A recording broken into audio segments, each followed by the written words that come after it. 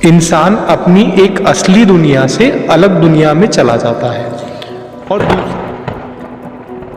है स्किज़ोफ्रेनिया, जिसमें इंसान के कानों में आवाज़ें आना, डर लगना कि कोई मुझे मारने आ रहा है। बाइपोलर डिसऑर्डर, बाइपोलर डिसऑर्डर में देखा जाता है कि बहुत बड़ी बड़ी बातें करना, जैसे कि मैं भगवान हूँ, मेरे पास बहुत पैसे हैं, मैं बहुत नए नए। ਸਤਿ ਸ਼੍ਰੀ ਅਕਾਲ ਜੀ, ਤੁਸੀਂ ਦੇਖ ਰਹੇ ਹੋ ਮੇਰਾ ਪੰਜਾਬ ਨਿਊਜ਼। ਮੈਂ ਹਾਂ ਤੁਹਾਡਾ ਦੋਸਤ ਦਿਨੇਸ਼ ਹੱਲਨ। ਸੋ ਗੱਲ ਕਰਾਂਗੇ ਇਨਸਾਨ ਦੀ ਜ਼ਿੰਦਗੀ ਬਾਰੇ। ਇਨਸਾਨ ਦੀ ਜ਼ਿੰਦਗੀ ਇੰਨੀ ਰੁਝੇਵਿਆਂ ਭਰੀ ਹੋ ਚੁੱਕੀ ਹੈ ਕਿ ਹਰ ਇਨਸਾਨ ਕੁਛ ਨਾ ਕਿਸੇ ਗੱਲ ਨੂੰ ਲੈ ਕੇ ਪਰੇਸ਼ਾਨ ਹੈ, ਟੈਨਸ਼ਨ 'ਚ ਹੈ, ਚਿੰਤਾ ਦਾ ਸ਼ਿਕਾਰ ਹੈ। ਕਈ ਵਾਰ ਕੋਈ ਛੋਟੀ ਤੋਂ ਵੱਡੀ ਸਮੱਸਿਆ ਉਸਦੀ ਪਰੇਸ਼ਾਨੀ, ਬਿਮਾਰੀ ਦਾ ਕਾਰਨ ਬਣ ਜਾਂਦੀ ਹੈ। ਉਸ ਨੂੰ ਇਹ ਨਹੀਂ ਪਤਾ ਲੱਗਦਾ ਕਿ ਉਹ ਬਿਮਾਰ ਹੈ ਜਾਂ ਇਸ ਦਾ ਕੋਈ ਇਸ ਪਿੱਛੇ ਕੋਈ ਹੋਰ ਕਾਰਨ ਹੈ। ਸੋ ਇਸ ਲਈ ਅਸੀਂ ਗੱਲਬਾਤ ਕਰਾਂਗੇ। ਇਹਨਾਂ ਬਿਮਾਰੀਆਂ ਨੂੰ ਦੇਖਣ ਦੇ ਲਈ, ਵਾਚਣ ਦੇ ਲਈ ਸਾਡੇ ਇਲਾਕੇ ਵਿੱਚ ਪਹਿਲਾਂ ਕੋਈ ਡਾਕਟਰ ਮੌਜੂਦ ਨਹੀਂ ਸੀ, ਜਿਸ ਕਰਕੇ ਬਹੁਤ ਸਾਰੇ ਲੋਕ ਆਪਣਾ ਇਲਾਜ ਕਰਵਾਉਣ ਤੋਂ ਵਾਂਝੇ ਰਹਿ ਜਾਂਦੇ ਸੀ ਜਾਂ ਉਹਨਾਂ ਨੂੰ ਇਹ ਪਤਾ ਨਹੀਂ ਲੱਗ ਪੈਂਦਾ ਸਮੇਂ ਦੇ ਨਾਲ ਕਿ ਉਹਨਾਂ ਨੂੰ ਕੋਈ ਮਾਨਸਿਕ ਪਰੇਸ਼ਾਨੀ ਹੈ ਜਾਂ ਨਹੀਂ। ਇਸ ਲਈ ਅਸੀਂ ਗੱਲਬਾਤ ਕਰਾਂਗੇ ਸਾਡੇ ਇਲਾਕੇ ਦੇ ਸਭ ਤੋਂ ਪੁਰਾਣੇ ਅਤੇ ਭਰੋਸੇਮੰਦ ਹੌਸਪੀਟਲ ਕੁਮਾਰ ਹੌਸਪੀਟਲ, ਜਿਸ ਨੂੰ ਕਿ ਢੰਡ ਦਾ ਹਸਪਤਾਲ ਵੀ ਕਿਹਾ ਜਾਂਦਾ ਹੈ। ਉੱਥੇ ਸੇਵਾਵਾਂ ਦੇ ਰਹੇ ਬਹੁਤ ਹੀ ਅੱਛੇ ਕਾਬਿਲ ਸਾਈਕੈਟ੍ਰਿਕਸ यानी कि मनोचिकित्सक डॉक्टर नीतीश मिश्रा जी। सो आओ गलबात करते हैं उन्होंने नाल। सर, सबसे पहले आपका स्वागत है हमारे चैनल के ऊपर। Thank you sir. सर, बात करेंगे हम आज के ज़माने में। सबसे पहले इंसान की ज़िंदगी बहुत सी चिंताओं में घिरी हुई है। हर इंसान को किसी न किसी वजह से उसको परेशानी रहती है। कुछ लोगों को ये पता नहीं लगता कि उसको कोई मानसिक प्रताड़ना है, मानसिक बीमारी है। सबसे पहले आप हमारे दर्शकों को इस खास शो में बताइए कि मानसिक बीमारी का मतलब क्या होता है। सबसे पहले मैं आपके दर्शकों को कहना चाहूँगा प्रणाम। और मेरा नाम डॉक्टर नीतीश मिश्रा है, जैसे सर जी ने बताया। अभी हम आते हैं सर के सवाल पे। सर ने जो पूछा कि मानसिक बीमारी होती क्या है। सबसे पहले हमें समझना है हमारे शरीर के दो भाग हैं। एक है शारीरिक, जिसे बोलते हैं फिजिकल पार्ट, और एक है मानसिक, जो है मेंटल पार्ट। तो मानसिक एक नॉर्मल प्रक्रिया है या एक काम करने का तरीका है कि आप कैसे ज़िंदगी बिताते हैं, आपकी दिनचर्या कैसी रहती है, आपका सोचने का तरीका क्या रहता है। तो ये मानसिक नॉर्मल भाग भी है। लेकिन ये बीमारी कब बन जाती है या इसके किन किन तरीक़ों की बीमारियां हैं, तो सबसे पहले मानसिक बीमारी दो रूपों की होती हैं। पहला रूप जिसमें इंसान अपनी एक असली दुनिया से अलग दुनिया में चला जाता है, और दूसरा होता है जिसमें उनको अपनी करंट दुनिया का समझ होती है लेकिन और बाकी तकलीफ़ें देखी जाती हैं। तो ऐसी बीमारियां जिसमें इंसान की एक अलग दुनिया बन जाती है, उसे हम बोलते हैं साइकोसिस। साइकोसिस में 3 से 4 प्रकार की बीमारियां आती हैं। पहला आता है स्किज़ोफ्रेनिया, जिसमें इंसान के कानों में आवाज़ें आना, डर लगना कि कोई मुझे मारने आ रहा है, बिल्कुल खुद का ध्यान ना देना, नहाना बंद कर देते हैं, कुछ भी साफ़ सफाई नहीं रखते हैं। दूसरी है बाइपोलर डिसऑर्डर। बाइपोलर डिसऑर्डर में देखा जाता है कि बहुत बड़ी बड़ी बातें करना, जैसे कि मैं भगवान हूँ, मेरे पास बहुत पैसे हैं, मैं बड़े बड़े इंसानों को जानता हूँ, या हद से ज़्यादा बात करना, जिनको रोक पाना मुश्किल हो जाए। ऐसे लक्षण देखे जाते हैं बाइपोलर डिसऑर्डर में। ज़रूरत से कम सोना, मतलब वो अगर रात में 3-4 घंटे भी सोते हैं तो उन्हें लगता है कि उनके शरीर में बहुत ज़्यादा ताकत है, और वो हर टाइम नए नए काम करने की शुरुआत करते रहते हैं। उनका विचार एक से दूसरे पे हमेशा जंप करता रहता है, एक विचार पे ज़्यादा समय तक नहीं रह पाते। तो ये हो गया ऐसी बीमारियां जिनमें असलियत का उन्हें महसूस नहीं होता है। डेफिनेशन ऑफ मानसिक परेशानी है। हाँ, इसको ये बोलते हैं। ऐसा नहीं है। मानसिक बीमारी के 2 प्रकार हैं जी। तो जो पहला प्रकार है उसमें बोलते हैं loss of touch with reality, यानी वो अपनी असल दुनिया के अलावा एक अलग दुनिया में जीते हैं जी। जो दूसरी प्रकार की बीमारी होती है उसमें वो इन टच विद रियलिटी, यानी असल में वो उनको उनके दिनचर्या के बारे में समझ होती है और उनके लक्षण भी उन्हें समझते हैं। तो इस प्रकार की बीमारी में आता है डिप्रेशन, एंजाइटी स्ट्रेस डिसऑर्डर, ये बेसिक बीमारियां हैं। जी सर, बात करेंगे सबसे पहले इस टॉपिक को लेके आज के यूथ की। युवाओं में एक चीज़ आम देखने को मिलती है, हम बात करेंगे युवाओं की आदत की, जो आजकल नौजवानों को आदत है। सोशल मीडिया का ज़माना है, फेसबुक, ट्विटर और को अलग अलग प्लेटफॉर्म मिल जाएंगे। जो यूथ है रात को देर तक मोबाइल चलाते हैं, मोबाइल यूज़ करते हैं, उसका कभी कभी सुबह वो बात करने में उनके स्वभाव में चेंजेस आ जाएंगे। क्या ये भी कोई कारण बनता है, जो मोबाइल सोशल मीडिया देर रात तक मोबाइल देखना, रात तक जागना, ये भी मानसिक परेशानी को कारण बनेगा आने वाले समय? जैसे कि इस समय पे कोई भी चीज़ अगर आप देखें, किसी भी प्रकार से अगर वो नॉर्मल से अगर आप ज़्यादा करते हैं तो तकलीफ़ होने के चांसेस होते ही हैं। अगर हम ज़्यादा खाएं, हमारा वज़न बढ़ता है। अगर हम शुगर ज़्यादा लें, हमें डायबिटीज़ के चांसेस बढ़ जाते हैं। इसी तरीके से अगर हम अपनी दिनचर्या में, अपनी लाइफ में कोई भी चीज़ ज़रूरत से ज़्यादा करते हैं तो उसका इफ़ेक्ट कहीं ना कहीं किसी रूप में दिखता है। जैसे कि फ़ोन ज़्यादा यूज़ करने के वजह से ऐसी देखा गया है कि रात में नींद नहीं आती है, क्योंकि जो फ़ोन की ब्लू लाइट होती है वो हमारे आँखों पे पड़ने के बाद एक केमिकल होता है हमारे ब्रेन में जिसे बोला जाता है मेलाटोनिन। वो उसका जो प्रोडक्शन है वो कम हो जाता है और इसके वजह से नींद नहीं आती है। तो सबसे पहला नींद खराब होती है। दूसरी बात, आज का जो सोशल मीडिया है उसमें वो बच्चा या वो इंसान क्या देख रहा है वो तो उनके खुद के कंट्रोल में है। कुछ लोग इसका बहुत अच्छा इस्तेमाल भी करते हैं, उसके थ्रू वो अपनी एक आमदनी भी करते हैं, लेकिन कुछ गलत रास्ते पे भी जा सकते हैं। तो अगर बहुत ही ज़्यादा इसका यूज़ होता है तो मानसिक तकलीफ होने के चांसेस बढ़ जाते हैं। सर आगे बात करेंगे हम। आज के समय में बहुत सारे लोगों को ये शिकायत रहती है कि उनको, जैसे आपने भी पहले बात की नींद के बारे में, बहुत सारे हमारे मित्र दोस्त जो चैनल देख रहे हैं वो भी कहते हैं मुझे नींद बहुत कम आती है, या रात को देर तक सो नहीं पाता हूँ, या रात को बीच रात में नींद टूट जाती है, उसके बाद से नींद नहीं आती है। क्या इसका भी कोई हमारी मानसिक परेशानी या कोई मेंटल डिसऑर्डर से इसका कोई संबंध है? जी, तो जिस तरीके से आपने बताया कि नींद के 3 भाग होते हैं। सबसे पहले कि समय कितना लगता है सोने में। दूसरी बात, जब वो सोते हैं तो वो क्या बीच में रात में उठते हैं या उनकी नींद बहुत छोटी होती है। ये तीनों भाग हैं जिसमें प्रॉब्लम देखे जाते हैं।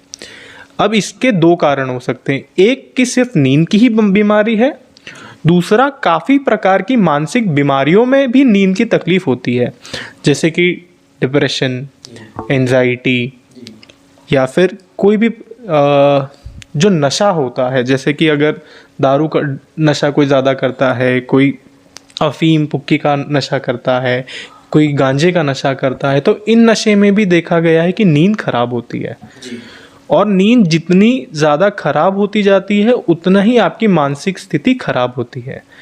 आपने इन जनरल देखा होगा कि अगर हम भी 1-2 दिन भी सही नहीं सोए तो अगले दिन हेडेक होता है, चिड़चिड़ापन होता है, किसी चीज़ में मन नहीं लगता है, स्वभाव में तब्दीली आ जाती है। जी, तो जब ऐसा कोई व्यक्ति जिसकी नींद सालों सालों से खराब है तो उनके स्वभाव में कितना बदलाव आएगा।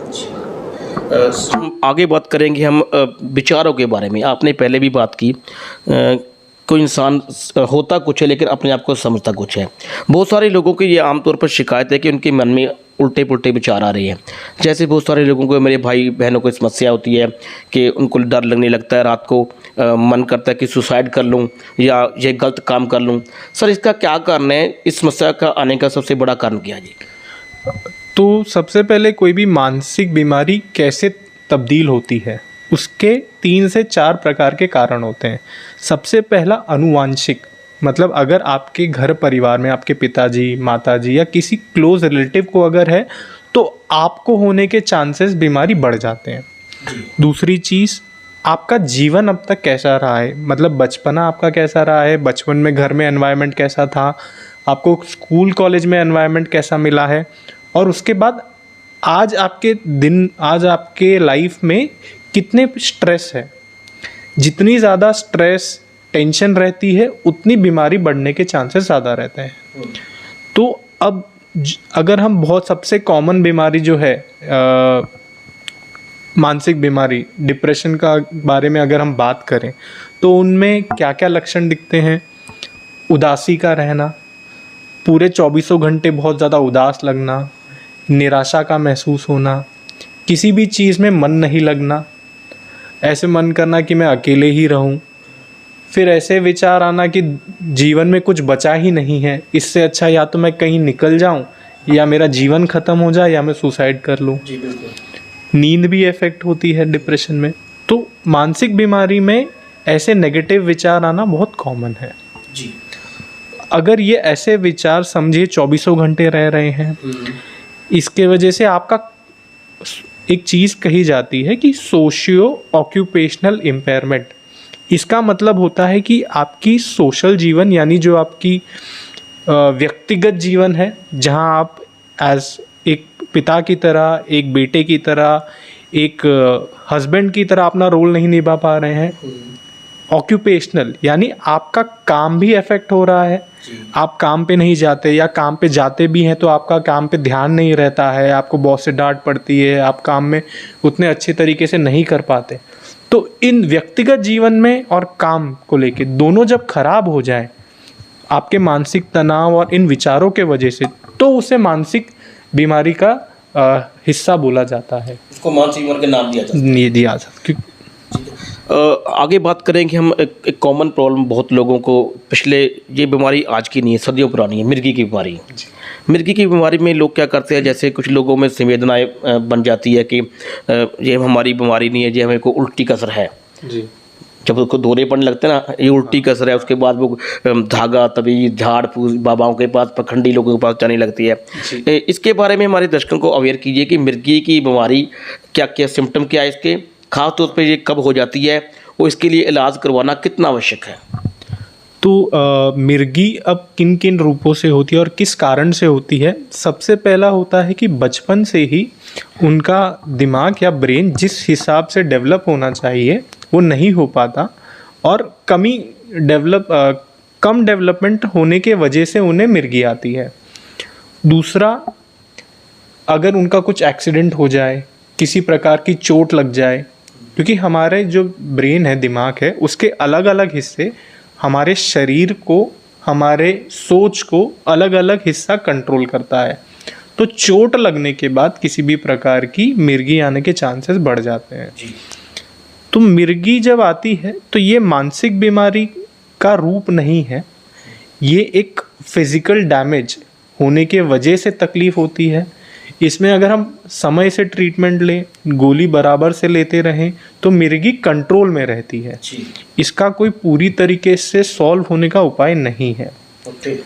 लेकिन एक चीज़ देखा गया है, अगर मिर्गी काफ़ी समय या काफ़ी वर्षों तक है, उस चीज़ के वजह से इंसान के स्वभाव में बदलाव आ जाता है, जैसे कि चिड़चिड़ापन, गुस्सा आना, या अगर वो अकेले बैठे हैं तो उन्हें ऐसा महसूस होता है कि कानों में आवाज़ें आ रही हैं, डर लगना, चिड़चिड़ापन।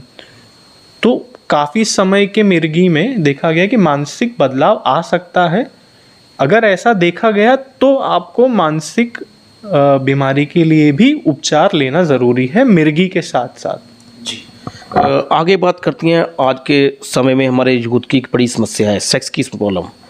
जगह जगह लोगों ने बोर्ड लगाए हुए हैं, ऐड की हुई है, सेक्स की समस्या से छुटकारा पाए, सेक्स के लिए ये मिलेगा, ये करें, ये उपाय। यूट्यूब देखते हैं, गलत तरीके अपना रहे हैं। क्या जो सेक्स की समस्या आज के युवाओं में फैल रही है, इसका भी कोई दिमागी बीमारी से या मानसिक संतुलन से इसका कुछ संबंध हो सकता है? जी, हमारा जो दिनचर्या है वो काफ़ी रूप से जुड़ा है आपके मानसिक स्थिति से। आप देखते हैं, जब आप खुश रहते हैं, जब आपके लाइफ में टेंशन कम रहता है, किसी भी प्रकार का तनाव नहीं रहता, तो आपने देखा होगा कि आप हर काम अच्छे से कर पाते हैं, आपकी नींद अच्छी रहती है, आप चीज़ों में खुशी मिलती है चीज़ें करने के बाद आपको। लेकिन जब किसी भी इंसान के जीवन में किसी प्रकार का तनाव, टेंशन जब ज़्यादा रहता है तो उसका असर उनकी सेक्स लाइफ में भी पड़ता है। इसके वजह से कॉमन प्रॉब्लम क्या क्या देखे गए हैं कि लिंग का टाइट ना होना, या फिर धातु जल्दी गिर जाना, या फिर समय से पहले जो शीघ्र पतन जो बोला गया है वो देखा जाता है। तो स्ट्रेस काफ़ी कॉमन कारण है सेक्स लाइफ इफेक्ट करने में।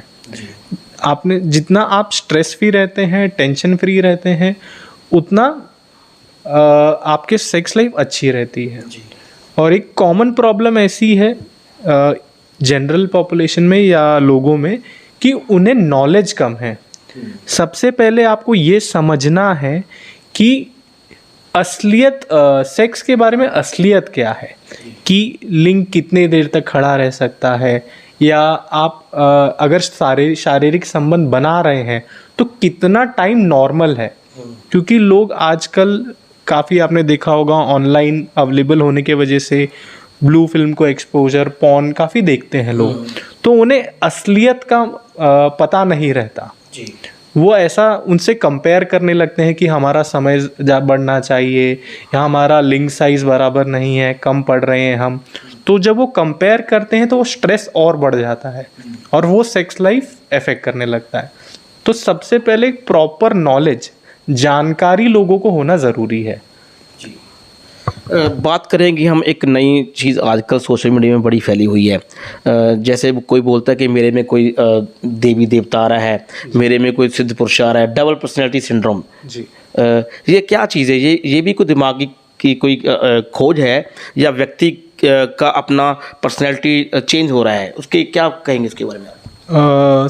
तो जो सबसे कॉमन बीमारी के बारे में मैंने आपको बताया था, जैसे स्किज़ोफ्रेनिया, ऐसा बोला गया है कि 1% ऑफ द पॉपुलेशन को स्किज़ोफ्रेनिया होने के चांसेस होते हैं। 1% अगर इंडिया का पॉपुलेशन 140 करोड़ है तो लगभग 14 करोड़ लोगों को चांसेस रहेंगे बीमारी होने के। तो स्किज़ोफ्रेनिया ऐसी बीमारी है जिसमें डेल्यूजन यानी कुछ नहीं होने के बावजूद महसूस होना कि वो चीज़ है। कि समझिए, ऐसा महसूस होता है कि कोई तो है, कोई मेरे पीछे पड़ा है, कोई मुझे मारना चाहता है, या अगर दो अनजान व्यक्ति भी बात कर रहे हैं तो उन्हें ऐसा महसूस होता है कि वो मेरे बारे में बात कर रहे हैं, मेरी तरफ इशारा कर रहे हैं, या मेरे घर परिवार के अगेंस्ट कुछ प्लानिंग कर रहे हैं। ये हो गया पहला, दैट है, इसको बोला जाता है डिल्यूजन। दूसरा है हैलुसिनेशन। इसमें क्या होता है कि कुछ, इसमें भी वैसा ही है, कुछ चीज़ नहीं होने के बाद भी ऐसा फील होता है कि हो रहा है। तो हैलुसिनेशन सबसे कॉमन जो देखा गया है वो है ऑडिटरी, यानी सुनाई देना। तो उन्हें ऐसा महसूस होता है कि कोई उनसे बात कर रहा है। इसमें ऐसा उनको क्या क्या देखा गया है कि कोई बोलेगा आप उठ जाओ, आप बैठ जाओ, यहाँ चले जाओ, इसको मारो, ऐसा भी उन्हें आवाज़ें आती हैं, तो वो उसके अकॉर्डिंग काम करने लगते हैं। जैसे कुछ लोग ऐसे भी कभी कभी कह देते हैं कि जैसे कोई उनका परिवार का कोई व्यक्ति चला गया, दुनिया छोड़कर चला गया, वो उसको लगता है वो मेरे सामने घूम रहा है, मेरे से बातें कर रहा है। ये ऐसा क्यों देखा जाता है? तो ये चीज़, सबसे पहली चीज़ है, ये नॉर्मल है। क्योंकि जब आप किसी व्यक्ति के साथ 30-40 साल गुजारते हैं, आप उनसे एकदम कनेक्टेड रहते हैं, तो जो पहले 6 महीने रहते हैं किसी के देहांत के बाद, उसमें ऐसा महसूस होना नॉर्मल माना जाता है। इसे बोला जाता है ग्रीफ रिएक्शन, जहाँ पे आपको कभी कभी ऐसा महसूस होता है कि वो दिखे मुझे, उनकी आवाज़ आई, क्योंकि लोग एक्सेप्ट नहीं कर पाते हैं कि जो आपके करीबी थे उनका देहांत हो गया है। धीरे धीरे जैसे समय बीतता है वो एक्सेप्टेंस आता है और फिर वो चीज़ ख़त्म हो जाती है। लेकिन अगर ये 6 महीने के बाद, 1 साल के बाद भी रहे और ये बढ़ता जाए, तब वो बीमारी हो सकती है। बात करें हम छोटे बच्चों की। छोटे बच्चों में आजकल देखा गया, जो बच्चे स्कूल जाते हैं या कॉलेज पढ़ते हैं, कि उनके आमतौर पर देखा उनके स्वभाव में तब्दीली आने लग जाती है। घर में छोटी छोटी बातों पर गुस्सा करते हैं, अपने पेरेंट्स के साथ, अपने फैमिली मेम्बर के साथ उनका स्वभाव एकदम से चिड़चिड़ापन हो जाता है, पढ़ाई में मन नहीं लग रहा। क्या ये छोटे बच्चों में ये कोई बीमारी होती है, या क्लाइमेट में उनको कोई असर पड़ रहा है उसको? ऐसा बच्चे थोड़े चिड़चिड़ेपन, गुस्सा रहना होता है, लेकिन अगर हम देखा जाए, सबसे पहले हमें ये समझना कि हर चीज़, हर गुस्सा, हर चिड़चिड़ापन मानसिक बीमारी है नहीं। बच्चों में, क्योंकि आजकल शादियां लेट हो रही हैं, शादी लेट होने की वजह से प्रेगनेंसी लेट हो रही है, और जब प्रेगनेंसी अगर 30 साल की उम्र के बाद हो, ऐसे बच्चों में किसी प्रकार की मानसिक बीमारी के होने के चांसेस बढ़ जाते हैं। किस किस प्रकार की तकलीफ़ें देखी गई हैं बच्चों में? एक, अगर आपने जैसे मूवी देखी होगी तारे ज़मीन पर, तो उसमें जो बच्चे से पढ़ा नहीं जाता है, उसे शब्द नहीं समझते हैं, नंबर नहीं समझते हैं, बौद्धिक विकास कम हो रहा है। हाँ, तो उनकी ब्रेन डेवलपमेंट कम है, इस वजह से वो पढ़ नहीं पा रहे हैं, और इस बीमारी को बोला जाता है लर्निंग डिसेबिलिटी। जी। दूसरी बीमारी ऐसी हो सकती है कि वो बचपन से ही, भले उनकी उम्र बढ़ रही है, लेकिन बौद्धिक विकास जितना होना चाहिए उतना नहीं होता है, कि उम्र बच्चे की 8 साल हो गई है लेकिन बौद्धिक विकास 2 साल के बच्चे जैसा है। तो इन्हें बोला जाता है इंटेलेक्चुअल डिसेबिलिटी। जो लोग कहते हैं कि पागल है, कुछ नहीं समझता, लेकिन वो बौद्धिक विकास नहीं हो पाता है। तो ऐसे बीमारियों के लिए गवर्नमेंट की सुविधाएं उपलब्ध हैं। सर्टिफिकेशन होता है डिसेबिलिटी सर्टिफिकेट। डिसेबिलिटी सर्टिफिकेट से उनको गवर्नमेंट से अलग अलग प्रोविजंस मिलते हैं। फिर तीसरी चीज़ ऐसी हो जो आप बता रहे हैं कि बच्चों में चिड़चिड़ापन, गुस्सा, तो पहले हमें ये समझना है उनकी दिनचर्या कैसी है, घर पे एनवायरनमेंट कैसा है। क्योंकि अगर आप माँ बाप में ही बहुत झगड़ा हो रहा है, माँ बाप ध्यान नहीं दे रहे बच्चे की तरफ, या जितना प्यार, जितना दुलार मिलना चाहिए वो नहीं मिलता है, तो उसके वजह से बच्चों के मानसिक स्थिति में बदलाव देखा जाता है। बात करें जो आज के दौर में नशे की प्रभावों की, जो व्यक्ति नशा करते हैं उनके परिवार वाले इस बात को लेकर चिंतित रहते हैं कि ये नशा बहुत कर रहा है, नशा छोड़ नहीं रहा, हम इसको दवाइयाँ दिला रहे हैं, कोई उल्टे पुल्टे काम करवा रहे हैं, झाड़ा फूस करवा रहे हैं, या इसको अलग अलग तरीके से लोग बता रहे हैं। डॉक्टर साहब, कुछ लोग उस परिवार वाले क्या करते हैं, उनको चोरी छिपे से दवाई मिला के दे रही है उसको खाने में, क्या ये कहाँ तक सही है ये बात? सबसे पहले देखा जाए जो नशे की बीमारी है उसमें काफ़ी तरीके के नशे आते हैं, जैसे दारू का नशा हो गया, गांजे का नशा हो गया, और जिस तरीके से पंजाब में आजकल सबसे ज़्यादा चल रहा है पुक्की, अफीम, चिट्टा, इसके नशे हो गए। इन नशे की बीमारी के वजह से क्या क्या होता है तकलीफ़, पहले हमें ये समझना है। तो तकलीफ़ क्या क्या देखी जाती है? सबसे पहले नींद नहीं आना, चिड़चिड़ापन, गुस्सा, और कभी कभी जब इन्हें तलब बहुत ज़्यादा लगती है, तलब यानी इच्छा, जो जिस नशीले पदार्थ का उन्हें वो नशा कर रहे उसे लेने की इच्छा इतनी ज़्यादा होती है कि जब उन्हें नहीं मिलता है वो चिड़चिड़ापन, गुस्सा, तोड़फोड़ करना, यहाँ तक देखा गया है। अगर समय से प्रॉपर ट्रीटमेंट लिया जाए, 6 से 9 महीने, 10 महीने, तो ये नशा छूटता भी है।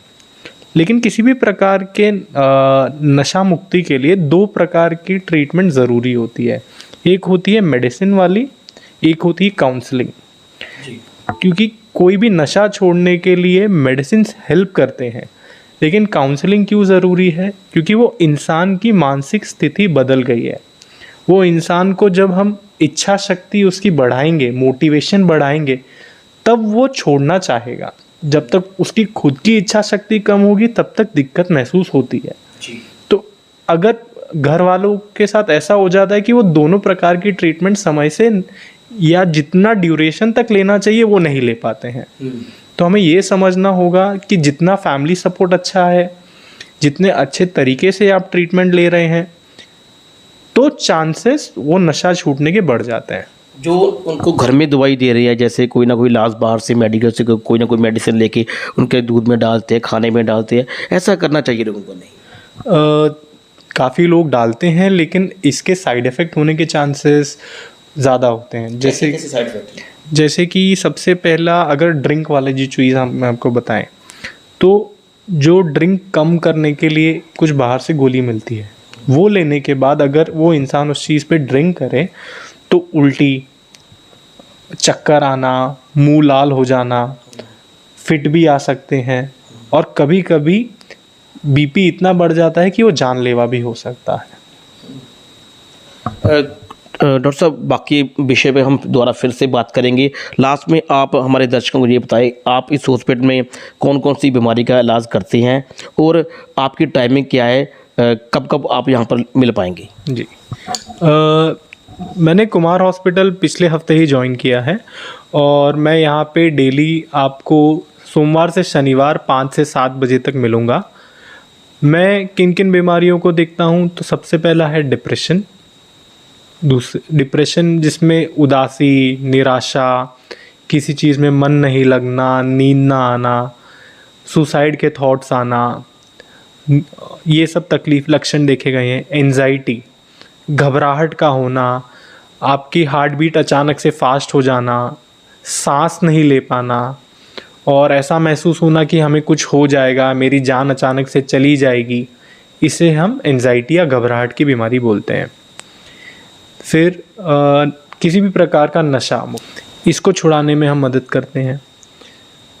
फिर है स्किज़ोफ्रेनिया, जिस बारे में मैंने सबसे पहले बात की थी, जिसमें कानों में आवाज़ें आना, डर लगना, ऐसा महसूस होना कि लोग आपके बारे में बात कर रहे हैं, आपके खिलाफ हैं, आपको मारना चाहते हैं, खुद का ध्यान ना देना, नहाना धोना खराब हो जाना, उल्टी सीधी बातें करना, ये लक्षण देखे जाते हैं।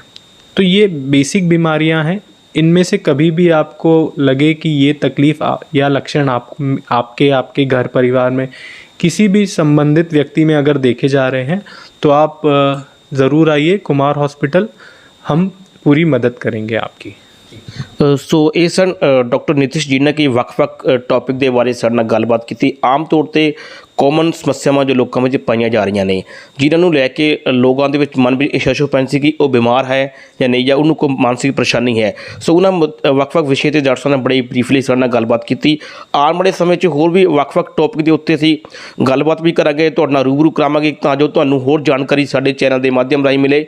ਸੋ ਜ਼ਰੂਰ ਕੁਮਾਰ ਹਸਪੀਟਲ ਨੂਰਪੁਰ ਵਿਖੇ ਵਿਖੇ, ਜਿਸ ਨੂੰ ਕਿ ਢੰਡ ਦਾ ਹਸਪਤਾਲ ਵੀ ਕਿਹਾ ਜਾਂਦਾ, ਉੱਥੇ ਡਾਕਟਰ ਸਾਹਿਬ ਆਪਣੀਆਂ ਸੇਵਾਵਾਂ ਰੋਜ਼ਾਨਾ ਦਿੰਦੇ ਨੇ। ਐਤਵਾਰ ਨੂੰ ਛੱਡ ਕੇ ਬਾਕੀ ਸਾਰੇ ਦਿਨ ਇੱਥੇ 5 ਤੋਂ 7 ਵਜੇ ਤੱਕ ਇੱਥੇ ਮਿਲਦੇ ਨੇ। ਸੋ ਜ਼ਰੂਰ ਗੜਸ਼ੰਕਰ ਰੋਡ ਨੂਰਪੁਰ ਵਿਖੇ ਨੇੜੇ ਸਬ ਤਹਿਸੀਲ ਕੰਪਲੈਕਸ ਨੂਰਪੁਰ ਵਿਖੇ ਆ ਕੇ, ਜੇ ਤੁਹਾਨੂੰ ਜਿਨ੍ਹਾਂ ਮੁੱਦਿਆਂ 'ਤੇ ਅਸੀਂ ਗੱਲ ਕੀਤੀ, ਇਹਨਾਂ ਸਮੱਸਿਆ ਅਗਰ ਤੁਹਾਨੂੰ ਕੋਈ ਸਮੱਸਿਆ ਹੈ ਉਸ ਬਾਰੇ, ਜਾਂ ਡਾਕਟਰ ਸਾਹਿਬ ਨੇ ਜੋ ਦੱਸਿਆ ਹੈ ਉਹਨਾਂ 'ਚ ਕੋਈ ਤੁਹਾਨੂੰ ਸਮੱਸਿਆ, ਇੱਥੇ ਆ ਕੇ ਇਹਨੂੰ ਜ਼ਰੂਰ ਮਿਲੋ। ਅਸੀਂ ਹਸਪੀਟਲ ਦੇ ਨੰਬਰ ਨੀਚੇ ਡਿਸਪਲੇ ਕਰ ਰਹੇ ਹਾਂ। ਅਗਰ ਕਿਸੇ ਪ੍ਰਕਾਰ ਦੀ ਕੋਈ ਗੱਲਬਾਤ ਕਰਨੀ ਹੋਵੇ, ਇਹਨਾਂ ਨੰਬਰਾਂ 'ਤੇ ਤੁਸੀਂ ਕੰਟੈਕਟ ਕਰ ਸਕਦੇ ਹੋ। ਆਪਣੇ ਸਹਿਯੋਗੀ ਪ੍ਰਦੀਪ ਦੇ ਨਾਲ, ਮੇਰਾ ਪੰਜਾਬ ਨਿਊਜ਼ ਤੋਂ ਦਿਨੇਸ਼ ਹੈਲਨ, ਨੂਰਪੁਰ ਰੂਪਨਗਰ।